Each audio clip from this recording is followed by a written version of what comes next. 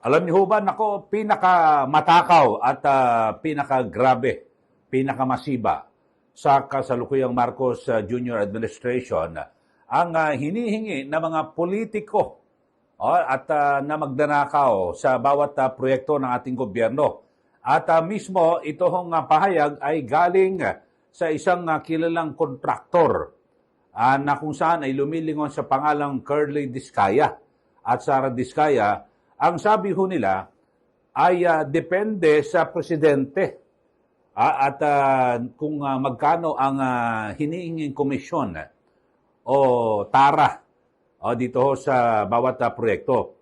Ayon po kay Curly Discaya, naku grabe ho no, ngayon hong Marcos Jr. administration ay 25 hanggang 30% ang inihingi na komisyon o lagay o SOP ng mga politiko. Kung 30% ho mga kababayan, so ang matitira sa proyekto 70% na lang. Halimbawa, 100 million ang project.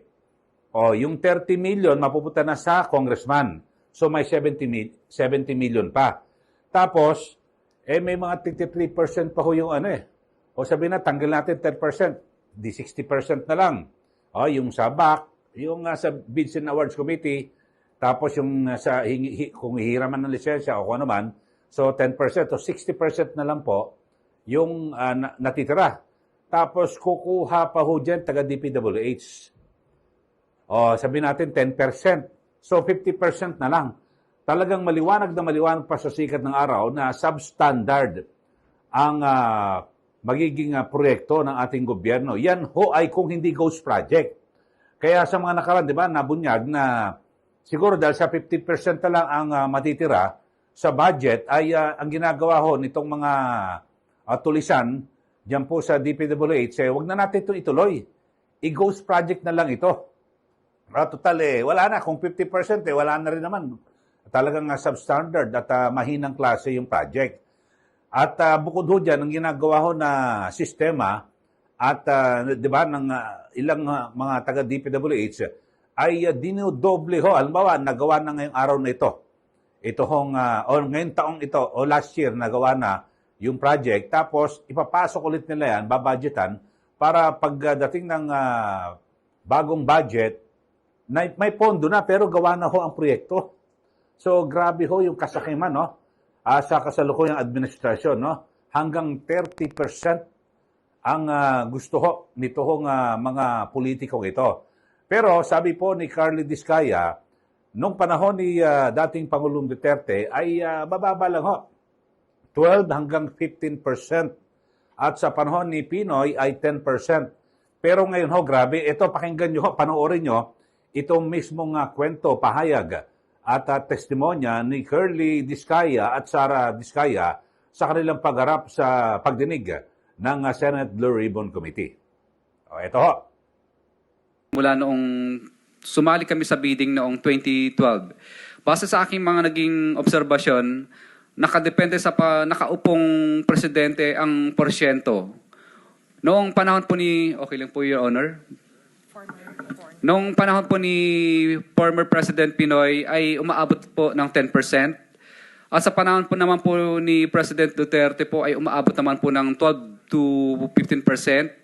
Subalit ngayong panahon po ng mahal na presidente ay umaabot na sa 25 to 30% ang total ng porsyento ng proyekto ang hinihingi ng mga congressman gamit ang kanilang mga tao o tinatawag na bagman. At ito ang pinakamataas na hinihingi sa lahat ng mga contractor sa Pilipinas, sa aming mga contractor po. Kung hindi kami susunod sa ganitong gawain, ay bibigyan nila ng problema ang project namin gaya ng mutual termination at right-of-way problems. Minsan ay ginagamit nilang panakot ang blacklisting kung saan hindi na kami makakasali sa mga bidding sa loob ng isang taon. O yun ho, grabe ho, no? At alam nyo ho, medyo mahaba ho yan yung binabagit ni Curly Discaya. Pero talagang grabe ho yung mga dinadanas ho ng mga contractor. So lumilitaw ho na kapag ang contractor ay hindi po sumunod sa kagustuhan ng mga politiko, halimbawa, magbibid ka, may project, magbibid ka, naku, malabo ka manalo. Kasi lumilitaw ho, biding-bidingan lang ho yan halimbawa, pati yung bid documents, 50,000 pesos babayaran mo. At alam nyo, sa bidding, kapag 3 beses kang natalo, wala na. Masususpinde ang iyong lisensya. So, talagang kinakailangan, meron kang kasabwat, mga kabayan. So, kung ikaw ay isang kontraktor, dapat halang din ang iyong kaluluwa. Di ba? Bakit ho?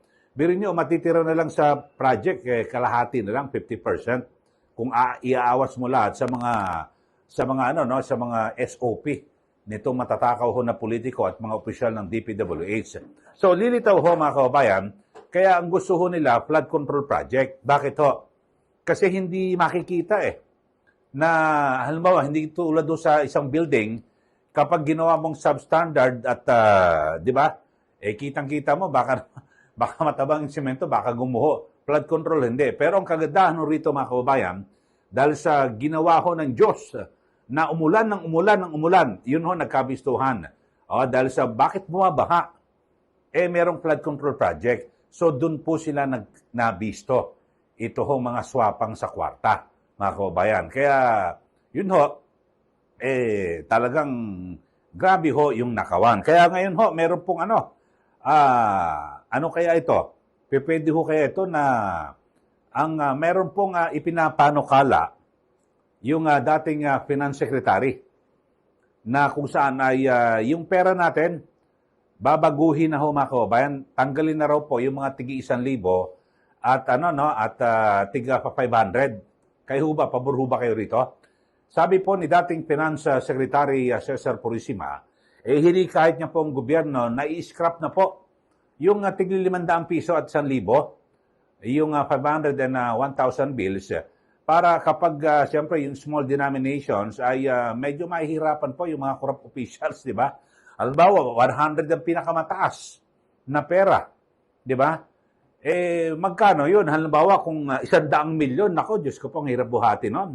Kinakailangan kumuha ka ng malaking truck para buhatin. So, siguro, mukhang, dahil sa pagkadismaya na rin siguro ng ilang mga dating opisyal, ako, pabor ako rito, tanggalin na ho itong tiga pa 500 at 1,000 bills para kung sakasakali magnanakaw sila ng mga tiga 100 million, mahihirapan po silang itago at bitbitin, di po ba? At bukod ho dyan, siguro pinakamadali na gawin ho ng Marcos Jr. administration, baguhin yung pera. Ipawalang bisa nyo na yung mga pera ngayon, tiga 500 tsaka 1,000, palitan ng bago. Tapos yung mga luma, hindi natatanggapin.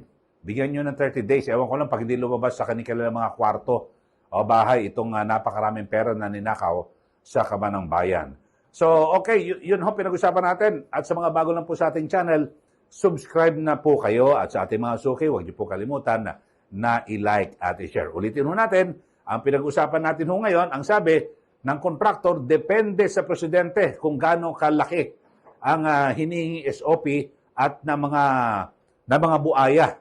Sa panahon ni Pinoy, 10%. Sa panahon ni Duterte, 12 to 15%. At ang pinakagrabe ho na mga magnanakaw ho ngayon ay sa ilalim ng Marcos Jr. administration na umaabot po ng 30% ang hinihingi na mga politiko, congressman man yan o senador. So talagang yung proyekto ay wala na. Talagang wala na, substandard na, mahinang klase. Kaya yung iba naman, humahantong na ho sa pagkakaroon po ng ghost project para kumita rin yung mga swapang din sa kwarta na ilang opisyal o tiwaling opisyal dyan po sa DPWH. Okay, maraming salamat po mga kababayan. Muli, ito po si Ka Eli. Magandang araw po sa ating lahat.